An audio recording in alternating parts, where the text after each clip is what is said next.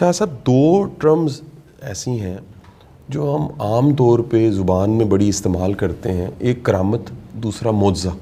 یہ تو معجزہ ہی ہو گیا جی، یہ تو کرامت ہو گئی جی۔ سر دنیا جب سے بنی ہے معجزات ہو رہے ہوں گے، کرامات ہو رہی ہوں گی، کیا آج کے زمانے میں جس میں سائنس ہے، لاجک ہے، معجزہ اور کرامت ہو سکتی؟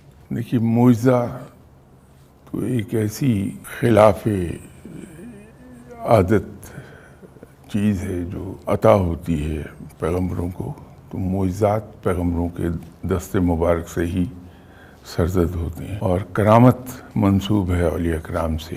ہر وہ چیز جو عادت کے خلاف ہے یا روٹین کے خلاف ہے اس کو کرامت کے طور پہ لیا جاتا ہے۔ یہ چیزیں رونما ہوتی رہتی ہیں۔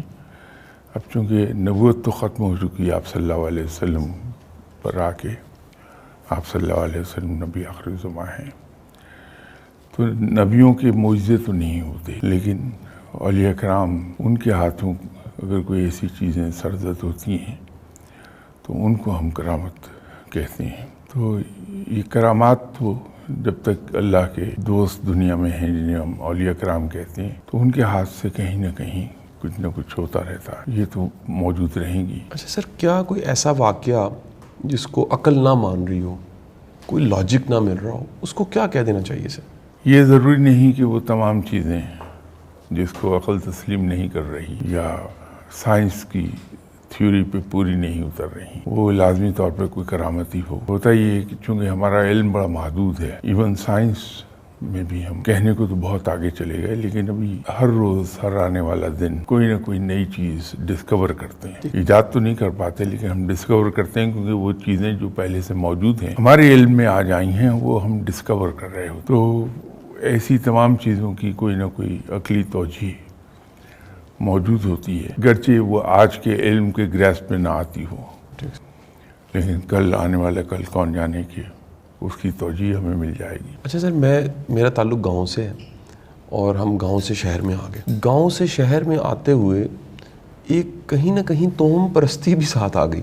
وہ تو وقت کے ساتھ ختم ہو گئی، علم سے، فہم سے، دین کو سمجھنے سے۔ کبھی کبھی لگتا ہے کہ سارے جن، ساری بلائیں گاؤں میں ہی ہیں، شہر میں نہیں ہے۔ نہیں، وہ آپ نے درست فرمایا کہ توہم پرستی اور شگون لینا چیزوں سے، یہ اس کی جڑیں اصل میں ہماری جو ہندو کلچر میں ہم رہتے رہے ہیں، تو وہاں ہندو کلچر کی چیزیں ہی سب کی سب ہمیں تحفے میں ملی ہوئی ہیں اور ہمارے ساتھ ہی چلی آ رہی ہیں۔ وہ یہ ہے کہ بڑے بزرگ لوگ جو ہیں وہ ہمیں ایسی کہانیاں بچپن میں سناتے رہتے ہیں، اور ہم بھی بچپن میں ایسی کہانیاں بڑی دلچسپی سے سنتے ہیں۔ تو نتیجہ یہ ہوتا ہے کہ یہ چیزیں ہمارے ذہن پہ امپرنٹ ہوئی ہوتی ہیں، وہ جاتی نہیں کہیں۔ تو جہاں اس قسم کی کوئی چیزیں دیکھیں، ہم یہ سمجھتے ہیں کہ جن آ گیا، بھوت آ گیا، چڑیل آ گئی، یہ ہو گیا۔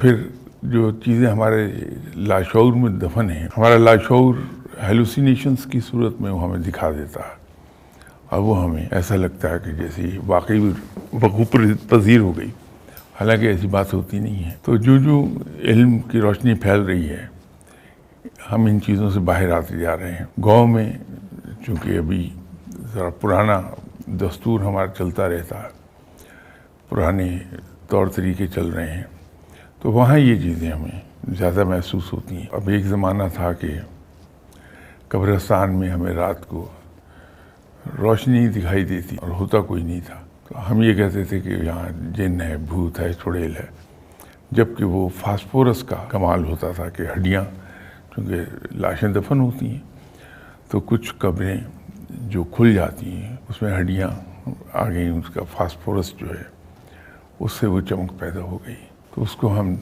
چڑیل نے سمجھتے رہے۔ تو وقت نے اور علم نے پھر سکھا دیا کہ ایسی بات نہیں ہے۔ کسی سچویشن میں دو چار لوگ اکٹھے بیٹھے ہوں اور کچھ ایسا ہو جائے جس کی فوراً سمجھ نہ آ رہی ہو، مثلا لائٹ کا بند ہو جانا، پردے کا ہل جانا، ہوا وہاں نہیں ہے، ایسی سچویشن میں کیا کرنا چاہیے؟ میرے خیال میں تو سوائے لاحول پڑھنے کے اور کچھ نہیں، لاحول پڑھیے تو معاملات حیران کن طریقے پہ ٹھیک ہو جاتے۔ اچھا، اس کو پرسیو کرنا چاہیے یا چھوڑ دینا چاہیے؟ چھوڑ دینا چاہیے میرے خیال میں۔ بہت سی چیزیں جو سمجھ میں نہیں آتی ہیں ان کو اسی طرح چھوڑ دینا بہتر ہوتا ہے۔